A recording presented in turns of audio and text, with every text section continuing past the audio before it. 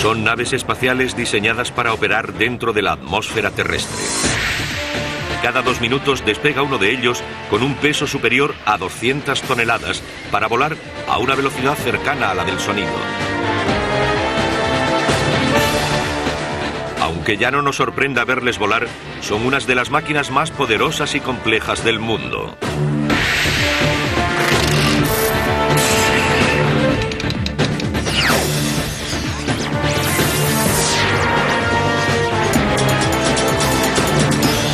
Aviones comerciales. Maravillas modernas. Everett, Washington. En la primavera de 1967, en estos 3 kilómetros cuadrados no había más que árboles y piedras. En menos de 6 meses se había convertido en una pequeña ciudad tecnológica tomada por un ejército de 20.000 hombres y mujeres. Bajo las órdenes de la Boeing Aircraft Company, su misión era construir el avión comercial subsónico más grande y rápido de todos los tiempos, capaz de transportar 350 pasajeros a más de 950 kilómetros por hora. Su nombre, 747.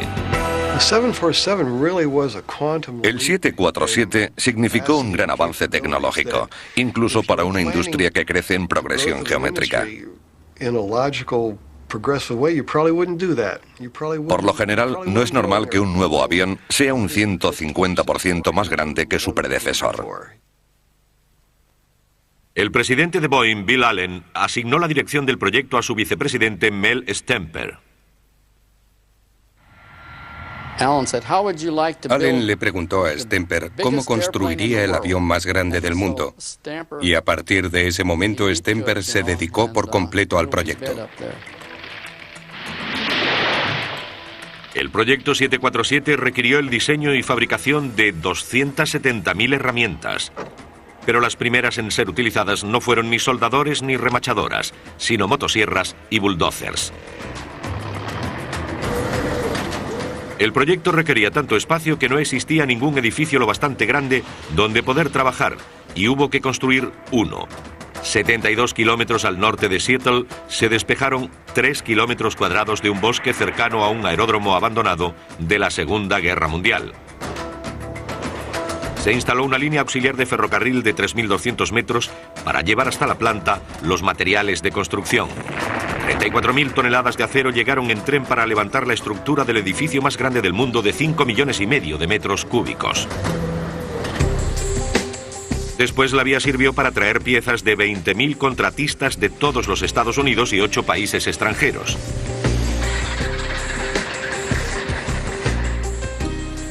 En el montaje se utilizaron más de 4 millones de piezas numeradas y catalogadas.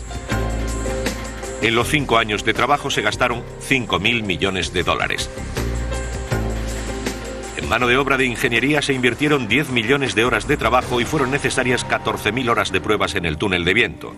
Los primeros pasos se daban en 1965, cuando el presidente de Pan American Airlines, Juan Tripp, aportó al proyecto 250 millones de dólares como pago de 20 unidades del gigantesco avión. En la primavera de 1967, con una planta aún por terminar, comenzaron a llegar enormes piezas preensambladas. Los empleados de la Boeing lo llamaron la avalancha de aluminio. El equipo de Stemper también tenía su propio apodo. Stemper les llamaba los increíbles. Llevaban pegatinas de Paul Bunyan en los cascos y en los termos de la comida y no querían irse al terminar la jornada. Los increíbles trabajaban sin descanso para cumplir el plan, según el cual el primer 747 debía ver la luz en 1969.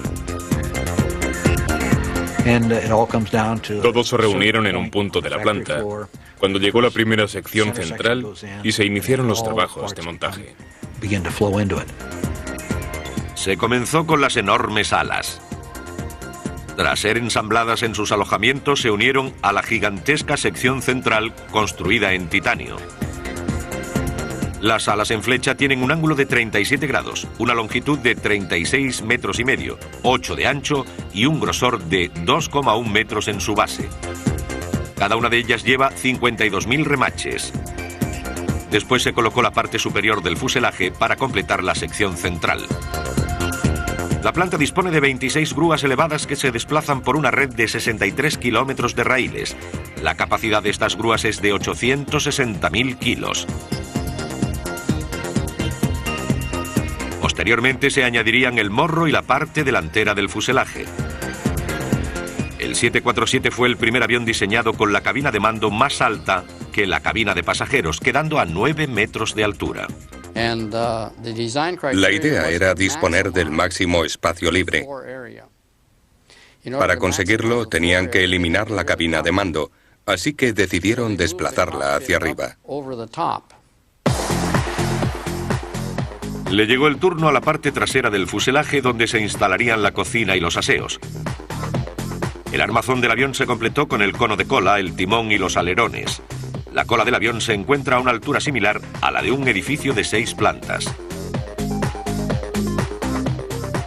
Una vez que el fuselaje del avión quedó ensamblado, se instaló el tren de aterrizaje para que el gran pájaro saliera de la planta por su pie. El tren de aterrizaje consta de 4 sistemas retráctiles de 4 ruedas cada uno, más uno de 2 ruedas situado en la parte delantera. Llegados a este punto se añadieron las bodegas de carga, asientos, paredes, techo y suelo, así como los sistemas de mantenimiento. Por último se incluyeron las antenas de radar y las compuertas del tren de aterrizaje. Conforme avanzó el proyecto se presentó un problema de sobrepeso. Las modificaciones realizadas sobre el diseño original provocaron un aumento alarmante del peso total del avión.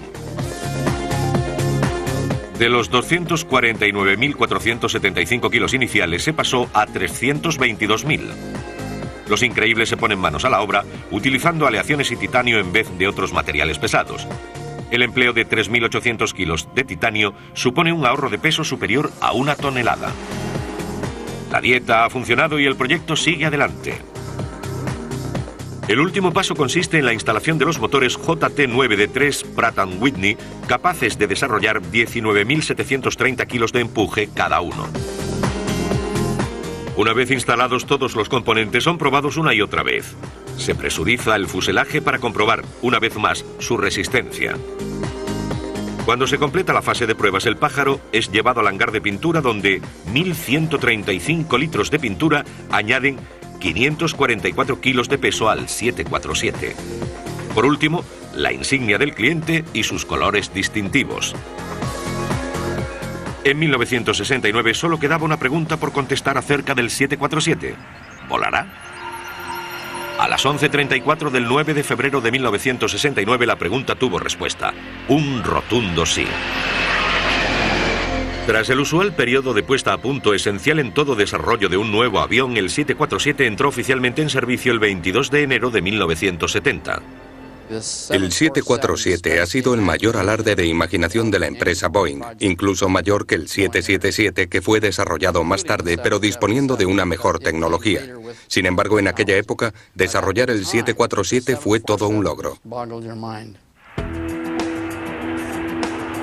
Desde que el primer prototipo viera la luz en 1969, se han producido más de 1.300 unidades del 747. Incluso 30 años más tarde, este avión sigue siendo el jet subsónico más grande del mundo. Desde que comenzara a prestar sus servicios ha sido utilizado por 1.600 millones de pasajeros aproximadamente y ha recorrido más de 32.186 millones de kilómetros, el equivalente a 42.000 viajes de ida y vuelta a la Luna. A continuación, los pioneros de los motores a reacción, el ingeniero y el piloto de pruebas. Los hermanos Wright volaron por primera vez en diciembre de 1903, dotando a los aviones de un motor de pistones de combustión interna. Durante casi 2 décadas, estos motores fueron los únicos utilizados por los constructores que fueron mejorándolos con el tiempo. Sin embargo, en la década de los 40, cualquier aumento en la potencia de los motores suponía aumentos indeseados de peso, combustible y mantenimiento. En la guerra, sobre el año 42 o 43, los motores de pistones ya no podían ser más grandes. En los Estados Unidos se desarrollaban motores de 3.500 caballos de potencia. Eran demasiado complejos y la relación peso-potencia ya no era buena.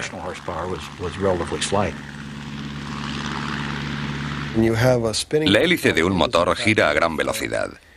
Lógicamente, se aproxima a la velocidad del sonido mucho antes que las alas del avión. Cuando esto ocurre, el aparato entero vibra, ofreciendo una gran resistencia al aire. Al eliminar la hélice de la ecuación, estamos permitiendo que el avión pueda volar más rápido y que el motor pueda desarrollar más potencia. En aquella época, en Inglaterra y Alemania había dos hombres que por separado trabajaban en una tecnología que revolucionaría los viajes aéreos. El alemán era un joven ingeniero llamado Hans von Ohain y el inglés era el oficial de la RAF, Frank Whittle. Aquella tecnología no era otra que la propulsión a chorro. Aunque el concepto no era nuevo, el reto consistía en aplicarlo a los aviones. Frank Whittle trabajó duro e invirtió mucho tiempo en un motor a reacción que la mayoría de la gente pensaba que no funcionaría. Pero funcionó. Al mismo tiempo, en Alemania, un hombre llamado von Ohain hacía lo mismo. Resultó que ambos inventaron lo mismo al mismo tiempo.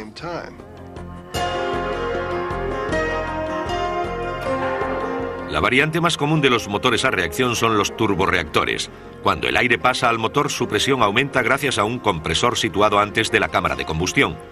A continuación, el aire comprimido se mezcla con combustible vaporizado, se quema y el chorro de los gases de escape al salir impulsa al motor hacia adelante al tiempo que mueve la turbina trasera y ésta hace girar el compresor al que está unida por un eje. A Whittle no le fue fácil conseguir que el gobierno británico tomase en serio su motor a reacción. Frank Whittle era un hombre extraordinario, aunque algo irascible, y a menudo perdía la paciencia. Llevaba defendiendo la idea del motor a reacción desde principios de los años 30, y su gobierno, sin llegar a ridiculizarle, le ignoraba y no le prestaba la debida atención. Mientras tanto, von Ohain contó rápidamente con el interés y apoyo de uno de los principales constructores aeronáuticos alemanes, Ernst Heinkel. En 1936, Heinkel financió el desarrollo de un prototipo del motor de von Ohain. Para 1939 su invento formaba ya parte de un avión alemán con alas en flecha y en agosto de ese mismo año, un mes antes de la invasión de Polonia, el HE-178 se convertía en el primer avión a reacción del mundo. El gobierno británico por fin comenzó a respaldar el trabajo de Whittle. Aquello llamó la atención de un general de las fuerzas aéreas estadounidenses. En marzo de 1941, el general Jaap Arnold se encontraba en Inglaterra realizando una visita de investigación. Los Estados Unidos aún no habían entrado en la guerra, pero buscaban la forma de ayudar a los británicos. Al contemplar el motor de Whittle, Arnold vio la posibilidad de prestar su ayuda a Inglaterra y al mismo tiempo su país entraría en la era de la propulsión a chorro. Se puso de acuerdo con el gobierno británico para que le permitieran llevar el motor W1 de Whittle a la General Electric Corporation en Lynn, Massachusetts. Su idea era que los fabricantes aeronáuticos estadounidenses pudieran investigar el motor a modo de colaboración con Gran Bretaña. Boeing y otros fabricantes fueron invitados a estudiar el W1 y presentar proyectos para incorporarlo a un avión de combate viable, veloz y de largo alcance. 6 años después, Boeing aplicaba sus conocimientos en el bombardero B-47. El B-47 fue el bombardero más importante de la historia. A partir de ahí nacieron el 707, el KC-135, el B-52 y todos los diseños de Boeing. El diseño del motor de Whittle no fue lo único que hizo del B-47 un avión revolucionario. También influyó el acceso por parte de Boeing a la tecnología alemana de las alas en flecha tras la guerra. Y por último, el túnel de viento. Boeing empezó con el B-47, que costó $13 millones, la mejor inversión de la historia. Sus alas tenían un ángulo de flecha de 35 grados. Tras miles de pruebas en el túnel de viento, Boeing se dio cuenta de que conforme un ala recta se aproxima a la velocidad del sonido, a lo largo de su borde de ataque se crea una capa de aire que aumenta la resistencia. Pero si el ala penetra en el aire de forma diagonal, lo hará con más facilidad, retrasando la formación de esa perjudicial capa de aire. Los Estados Unidos habían superado a Inglaterra en la producción de grandes aviones militares. En los años posteriores a la guerra, los británicos estaban decididos a ser los primeros en desarrollar un avión comercial a reacción. En aquel momento la norteamericana Douglas Aircraft Company dominaba los cielos con sus DC-3 con motores de pistones. Estos aviones suponían el 90% del tráfico aéreo mundial. Los norteamericanos parecían contentarse con desarrollar jets exclusivamente militares. En 1949, la británica de Havilland Aircraft Company causó sensación en el mundo de la aviación con la presentación de un elegante prototipo de 28,3 metros de longitud, alas en flecha en ángulo de 20 grados y 2 motores diseñados por Whittle en cada una de ellas. Fue bautizado con el nombre de The Havilland Comet. Podía transportar 36 pasajeros y 6 tripulantes a una velocidad de crucero de 800 km/h, un 50% más rápido que el más potente de los motores de pistones. 3 años más tarde, en 1952, entró en servicio el primero de los Comet, pero en tan solo 2 años se estrellaron 2 aviones. Tras exhaustivas investigaciones se determinó que la causa de los accidentes había sido una descompresión explosiva. El Comet tenía las ventanillas cuadradas, que desde luego no era lo más adecuado. En una ventanilla cuadrada el límite de fatiga puede alcanzarse más fácilmente que en una redonda. Y de hecho eso es lo que les pasó a los Comet. Se produjeron pequeñas fisuras en los bordes del cristal y fue como hacer explotar una bolsa de plástico. La enorme diferencia de presión entre el exterior y el interior la rompió en 1000 pedazos. Durante el tiempo que necesitaron para recuperarse, los estadounidenses se hicieron con el liderazgo del sector y nunca volvieron a perderlo. Los norteamericanos desarrollan el primer reactor comercial con éxito.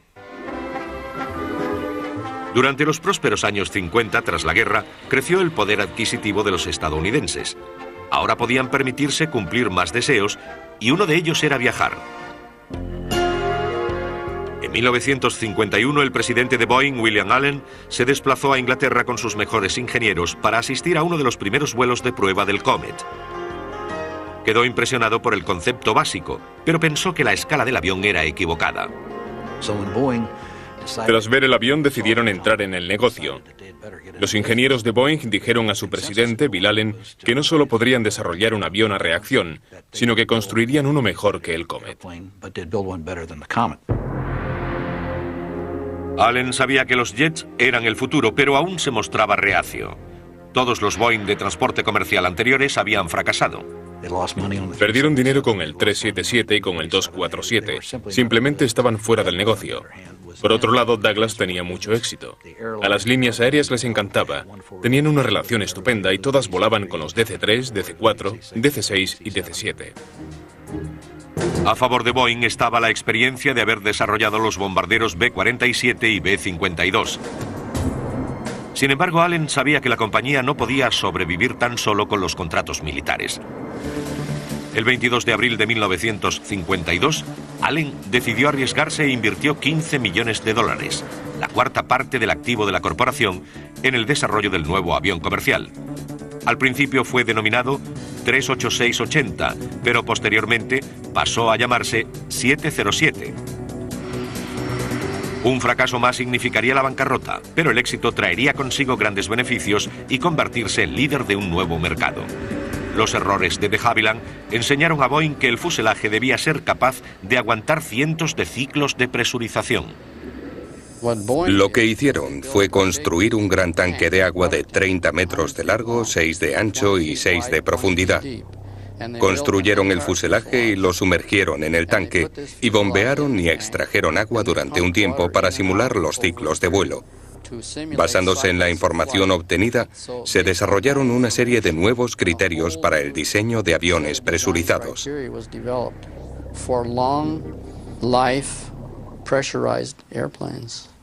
Y así empezó todo.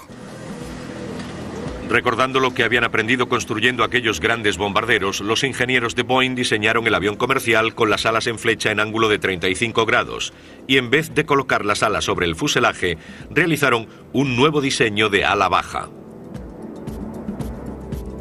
El 707 fue diseñado para transportar 130 pasajeros, multiplicando por 3 la capacidad del Comet. Sus 4 turborreactores se instalaron en góndolas en vez de ir incorporados al fuselaje. Este diseño evita que un eventual incendio del motor pueda extenderse hasta la cabina.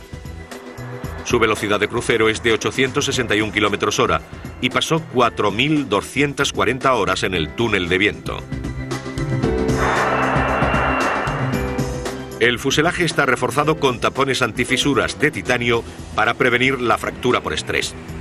Si el fuselaje sufre una fisura, obviamente tú no quieres que ocurra una catástrofe y quieres evitarla. Así que añaden en el diseño lo que llaman tapones antifisura. El 15 de julio de 1954 se probó el primer 707 y superó la prueba entre los elogios de los pilotos. En 1955 la Fuerza Aérea estadounidense ordenó 29 unidades del aparato, pero aún no había pedidos de las líneas comerciales. Finalmente aparecieron algunos clientes, pero de repente, salido de la nada, la Douglas Aircraft Company realizó un anuncio sorprendente. Pensaban construir un jet similar llamado DC-8. El astuto Donald Douglas había esperado a que Boeing terminase su trabajo para comunicar a las aerolíneas que el DC-8 sería más grande que el 707, con filas de 6 asientos en vez de 5. El DC-8 fue apodado el avión de papel porque lo estaban vendiendo cuando aún estaba siendo diseñado.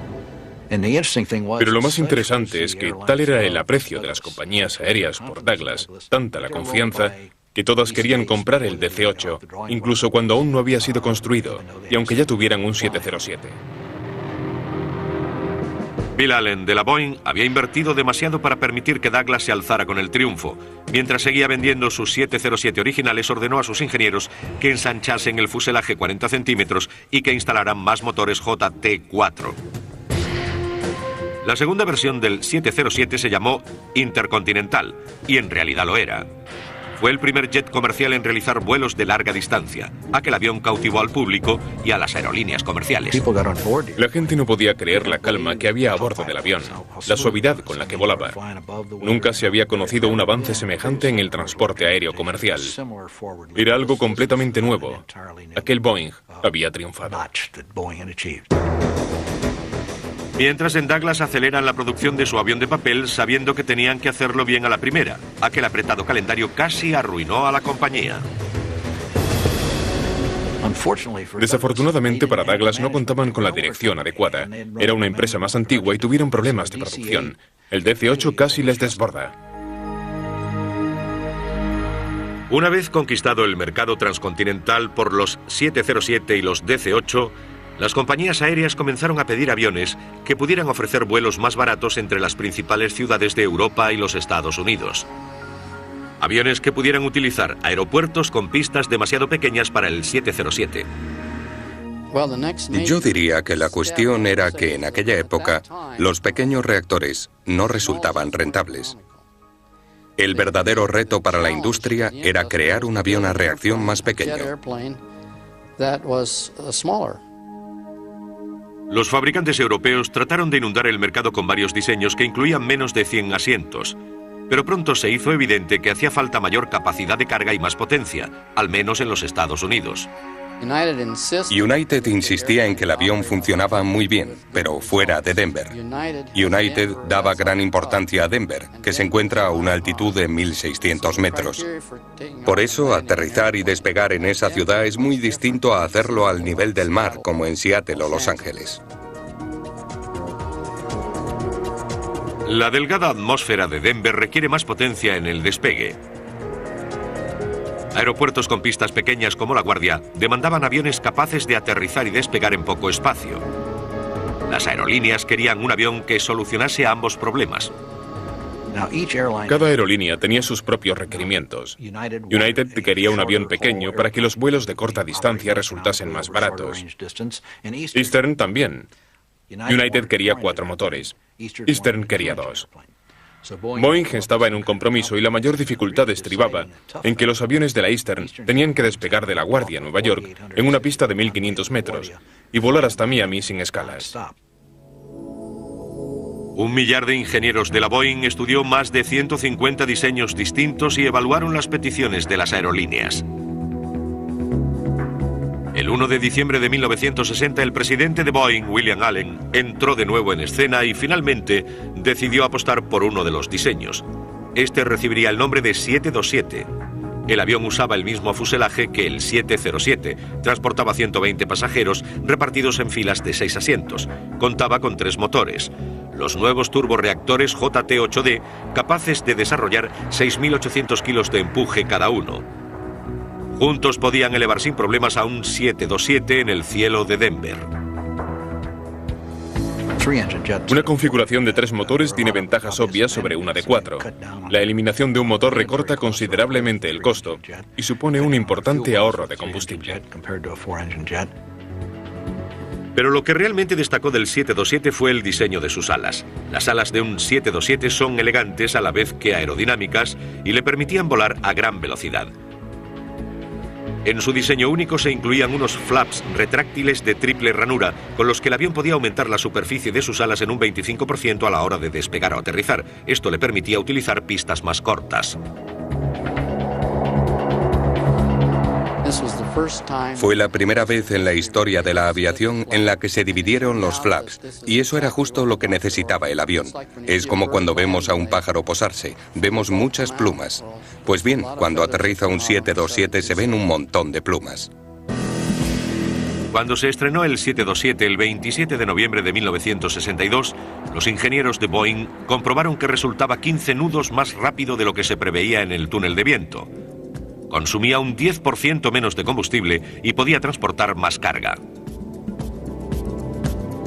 Poco después de entrar en servicio, el 727 se había ganado el apodo de el avión de los pilotos. La sensibilidad de sus mandos resultaba más parecida a la de aquellos pequeños aviones de combate que a la de un gran avión comercial. Sin embargo, esa misma reputación causaría algunos problemas al nuevo avión. Tras 19 meses en servicio, los 727 comenzaron a sufrir accidentes. 4 en 8 meses. El fantasma del Comet empezó a rondar por las oficinas de la Boeing. El Consejo Civil de Aeronáutica ordenó una exhaustiva investigación de los hechos. En todos los casos, el veredicto fue el mismo. El piloto había calculado mal el descenso, dejándose llevar por el instinto. Estos descubrimientos sirvieron de triste recordatorio de lo primero que debe aprender un piloto, que los reactores se pilotan según el manual, no por instinto. Recuperada la reputación, el 727 seguiría en activo para convertirse en uno de los jets comerciales más vendidos de la historia. Cuando dejó de fabricarse en 1984, se habían vendido 1.831 unidades. A continuación, el tamaño contra la velocidad. El Jumbo se enfrenta al Concorde. Desde mediados de los años 60, cada vez han sido más los que han luchado por un trozo de pastel del transporte aéreo. La rentabilidad se calcula restando el valor de los billetes vendidos a los costes de combustible y mantenimiento, y en el corazón de esta ecuación se encuentra la potencia del motor. En 1965, Douglas Aircraft presentó el primer birreactor estadounidense, el DC-9. Contaba con 90 asientos y los motores se encontraban en la parte trasera. Douglas había mejorado el diseño de la cola, dándole al birreactor una gran estabilidad. El DC-9 utilizaba 2 motores JT-8D Pratt & Whitney. Esto le daba una autonomía de 3.100 kilómetros y una ventaja económica sobre el 727 de 3 reactores. Las aerolíneas quedaron impresionadas y comenzaron los pedidos. Supuso una gran ventaja, e inevitablemente este dio paso a los aviones que conocemos hoy. El gran birreactor 757, 767 y 777, porque a menos motores, más económico resulta. En la década de los 60, el uso de los ordenadores causó gran impacto en el diseño y funcionamiento de los aviones. Quizá lo más destacable sea el desarrollo del piloto automático capaz de pilotar el avión por sí solo. Analizando la información obtenida por numerosos sensores, el ordenador de control de vuelo ajusta los controles y el funcionamiento del motor para alcanzar niveles óptimos de altitud, velocidad y consumo de combustible. La capacidad de proceso del ordenador le permite pilotar el avión con un grado de precisión inalcanzable para un ser humano. Sin embargo, ningún ordenador ha podido reemplazar, en situaciones de peligro, al instinto y los conocimientos de un piloto experimentado. Los 60 también fueron testigos del nacimiento de 2 de los aviones comerciales más significativos y controvertidos que hayan volado jamás. Uno batiría todos los récords de velocidad, pero no resultaría rentable, y el otro establecería un nuevo estándar de tamaño en el mundo de la aeronáutica. En 1962, Sud Aviation de Francia y la British Aircraft Corporation aunaron esfuerzos para producir un avión comercial capaz de volar al doble de la velocidad del sonido, Mach 2.2, o lo que es lo mismo, unos 2.334 kilómetros hora. De pronto Londres estaba a menos de 3 horas y media de Nueva York. Este avión de alas en delta se llamó Concorde. La potencia del Concorde reside en sus 4 motores traseros Olympus con un empuje total de 68.000 kilos, el doble que un 707. Sin embargo, el nacimiento del Concorde se vio retrasado por disputas políticas y múltiples cambios en el diseño. Pasarían 8 años antes de que el primer prototipo estuviera listo para volar. Las noticias del avión supersónico causaron impacto al otro lado del Atlántico, en los Estados Unidos. Pan Am y Boeing habían unido sus fuerzas para crear el primer jumbo jet de fuselaje ancho, el 747. Lo que muchos no sabían es que desde el principio el 747 había sido concebido como un avión de carga. La amplitud de su interior no había sido pensada para la comodidad de sus pasajeros, sino para poder albergar un total de 64 containers. Modelos posteriores fueron diseñados con una compuerta delantera por la que introducir la carga. Tanta preocupación por el transporte de mercancías se debía a la llegada del Concorde. Muchos profesionales de la aeronáutica comercial de la época estaban convencidos de que todos los pasajeros se los llevarían los aviones supersónicos, quedando el resto de aviones subsónicos, incluido el 747, relegados a otras funciones. El tiempo demostraría que estaban equivocados. El problema de los vuelos supersónicos no está en el concepto en sí.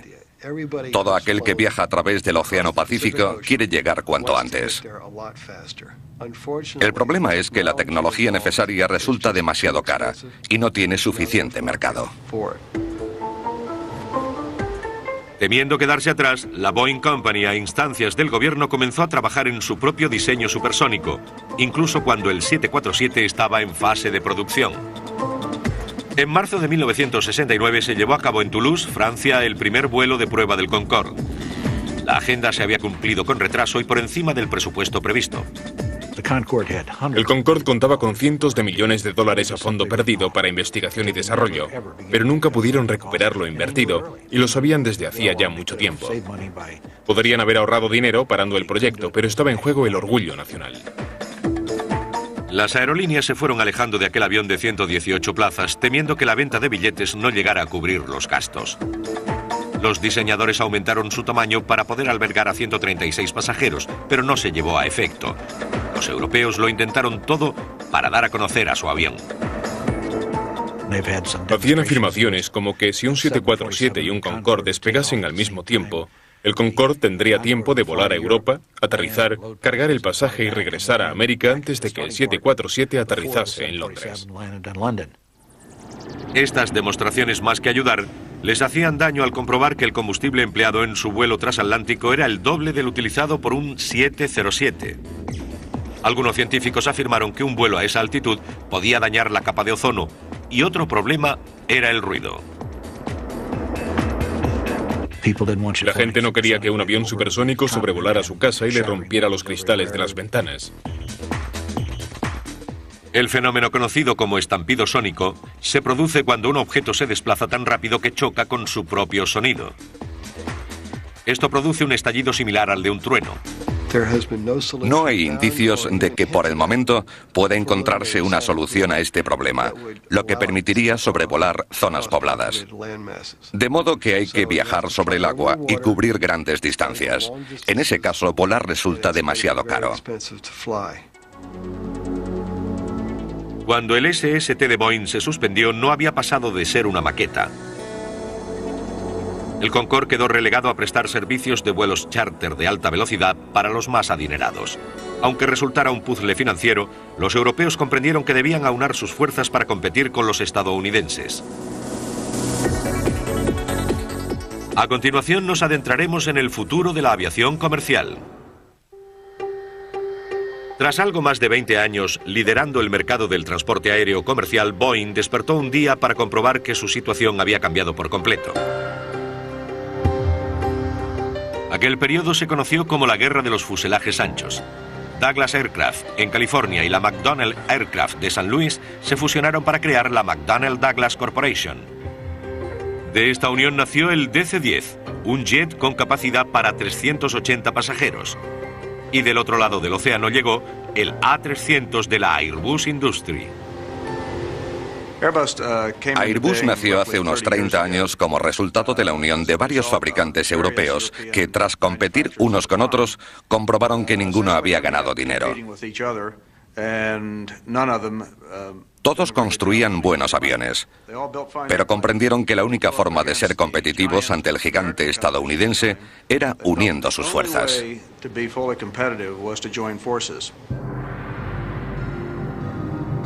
Conforme Airbus iba ganando terreno, McDonnell Douglas comenzaba a tambalearse. Los DC-10 sufrieron una serie de accidentes y el público perdió la confianza en ellos. El avión estaba condenado. Más tarde fue rediseñado y bautizado como MD-11. A finales de los 80 tan solo Boeing y Airbus eran serios contendientes. Airbus fue haciéndose poco a poco con el mercado, empleando para ello a los mejores diseñadores europeos y los últimos avances informáticos. En los últimos 20 años, Airbus ha desarrollado una línea de productos que cubre prácticamente todas las necesidades actuales de las aerolíneas. Desde pequeños aviones con apenas 100 asientos hasta enormes reactores de 4 motores con capacidad para más de 400 pasajeros. Airbus pronto haría la competencia al 737 de Boeing con su A330, un birreactor capaz de transportar a 267 pasajeros. A este le seguiría el A340 con 4 motores y capacidad para 376 pasajeros, un duro rival para el 767 de Boeing, que luchaba por defender su mercado. La primera reacción del gigante estadounidense fue ensanchar el fuselaje del 767, pero la idea fue descartada posteriormente. En 1990, Boeing volvió a arriesgarse y decidió diseñar toda una nueva familia de aviones. Su nombre sería 777, y era el proyecto más ambicioso de la compañía desde el 747. La tecnología empleada cambiaría el modo en que se había trabajado hasta ahora. El 777 se convertiría en el birreactor más grande jamás construido, con capacidad para 550 pasajeros. El diseño se llevó a cabo en un sistema informático llamado CATIA, un sistema compuesto por 7.000 estaciones de trabajo repartidas a lo largo de 17 usos horarios. CATIA nos permitió diseñar el avión utilizando modelos en 3 dimensiones con los que pudimos ensamblar todo el avión. Todos los módulos, todos los conductos, el trazado de los cables, todo el avión estaba en el ordenador.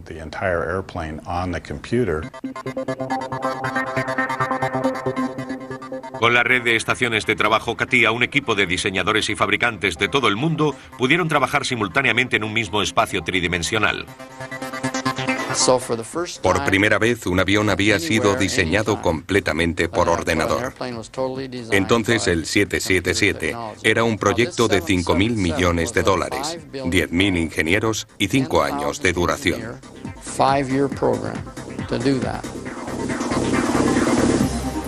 Para poder acomodar la línea de producción, las instalaciones de Boeing debían crecer considerablemente. Se superó al edificio más grande del mundo en 230.000 metros cúbicos, empleándose suficiente acero como para construir 2 Empire State Building. Para acabar el proyecto en 1994 se necesitó la participación de 240 compañías estadounidenses y de 11 países más que construirían las 20.000 partes necesarias para ensamblar el 777. El fuselaje de 6,19 metros de ancho se construyó sobre un esqueleto de vigas transversales y costillas hechas de una aleación de aluminio. El revestimiento exterior era de una nueva aleación de aluminio llamada 2XXX, el metal con más resistencia que se ha utilizado en esta aplicación. El punto crítico de cualquier birreactor es la potencia del motor y su fiabilidad. Cada uno de estos motores sería capaz de impulsar al 777 por sí solo en caso de que el otro fallase. El motor era el más potente construido hasta la fecha. Para ello, el 777 contó con la participación de Pratt & Whitney, Rolls-Royce y General Electric. Anteriormente, nuestro avión con más empuje de motor era el 767, con 27.200 kilos. Nosotros queríamos que el 777 entrase en servicio con al menos 33.500, con vistas a aumentarlo hasta los 40.800 kilos.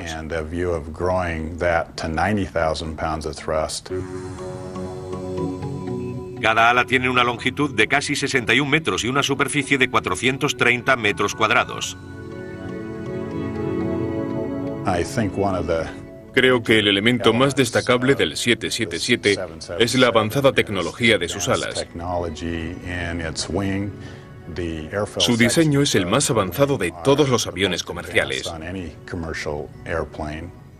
Para desarrollar su forma utilizamos nuestro software emulador de dinámica de fluidos y pasamos muchas horas en el túnel de viento.